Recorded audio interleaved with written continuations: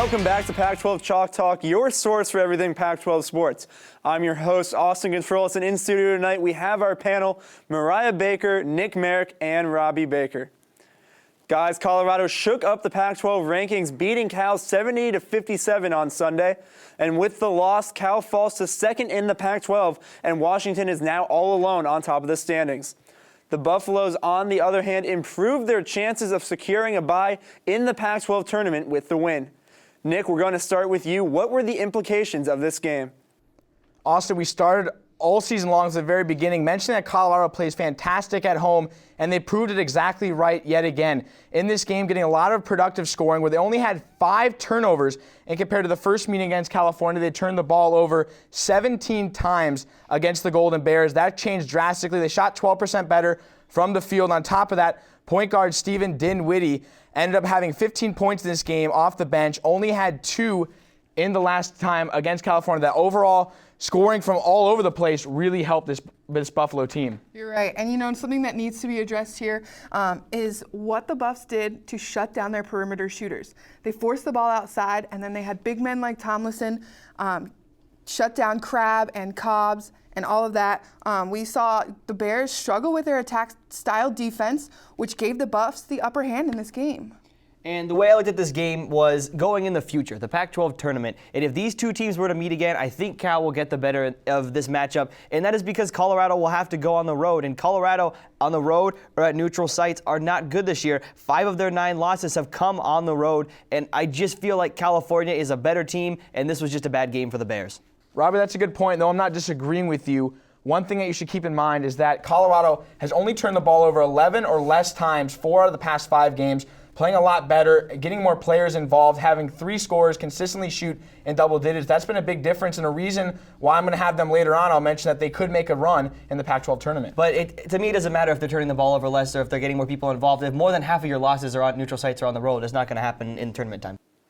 With the Pac-12 tournament just around the corner, the 4 top teams in the Pac-12 starting at the top are Washington, Cal, Arizona, and Colorado. The Pac-12 tournament is the March to Madness we all know and love.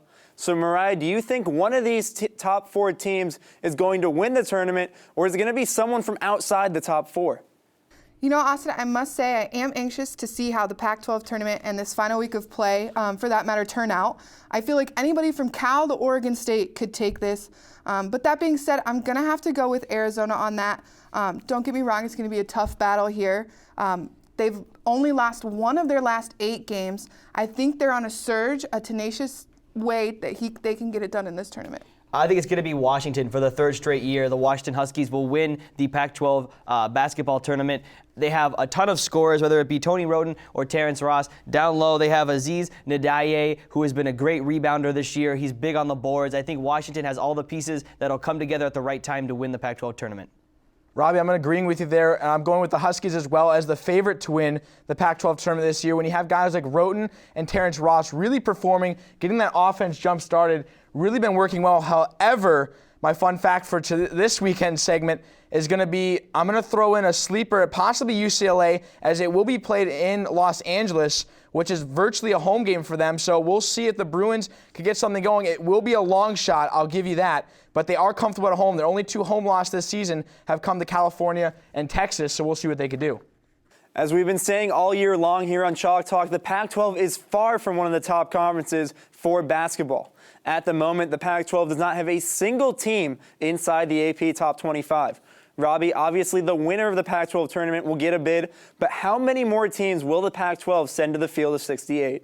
Well, Austin, saying that the Pac-12 as a basketball conference is far from the best is actually an understatement in my opinion. The Pac-12 is an awful basketball conference. With that being said, I think Arizona will play Washington in the Pac-12 championship game in L.A. I think both those teams will go, Washington winning that game. I also, right now, the experts say Cal will be at 8 seed, somewhere around there right now. I'm kind of questionable on Cal, but according to Joe Lenardi and the bracketology, Cal will be in there. So according to the experts, 3 teams in. I think realistically it'll be 2, though.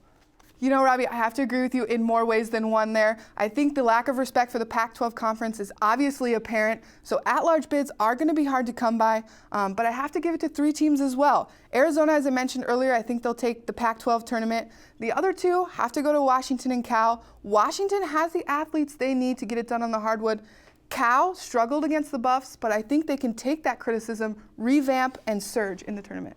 You guys have kind of been in the same thing where at least the same wavelength I'm thinking is I believe 3 teams as well are going to make it to the NCAA tournament. However, just to be the devil's advocate and throw out another one, there is a possibility of that 4th team.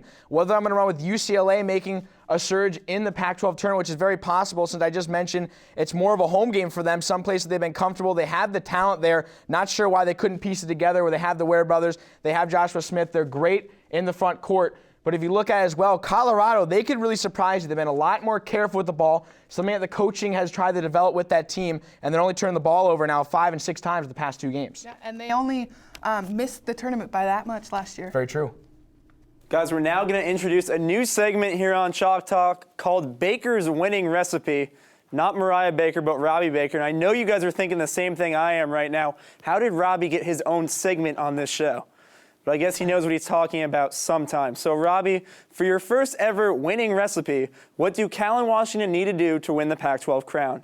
Oh, Austin, you're killing me right now. I like to think that I know what I'm talking about all the time, but in this case, I will accept that only sometimes, I suppose, I know what I'm talking about. But the winning recipe for me, Cal and Washington both have a chance to win the regular season title of the Pac-12, that is. For California, they have Stanford left, only 1 game. They lost to Colorado, and that put Washington in the driver's seat to win the regular season crown.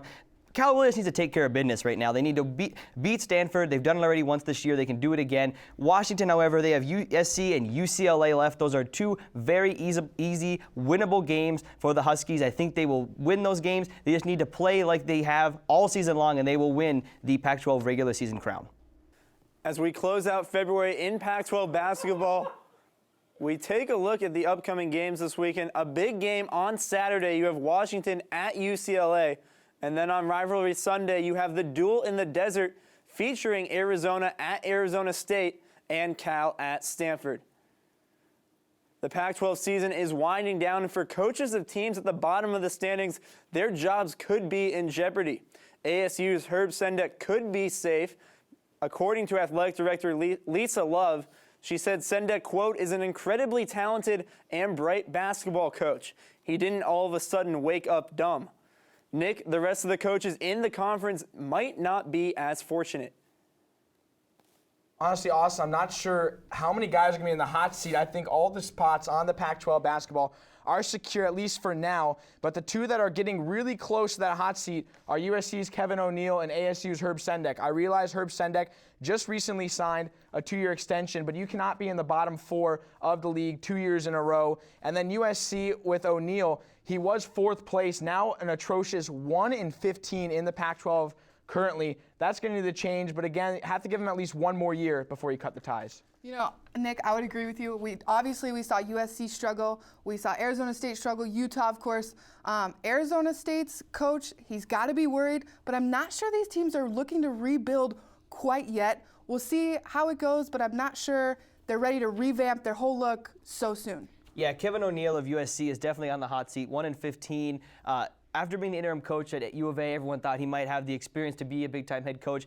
I agree, maybe he's not ready to be fired, but he definitely is on the hot seat. Also, you have to look at Utah's Larry Krystkowiak. I might have mispronounced that name, but he's definitely on the hot seat after a 3-13 conference record, not the year Utah was expecting to have either. Those are 2 coaches that I don't know if will be fired, but their seat is definitely getting warmer day by day. We have come to the end of another episode of Pac-12 Chalk Talk. To stay connected with the Pac-12, be sure to follow Chalk Talk on Twitter, Facebook, and subscribe right here on YouTube. For Mariah Baker, Nick Merrick, and Robbie Baker, I'm Austin Controlis, and we'll see you next week.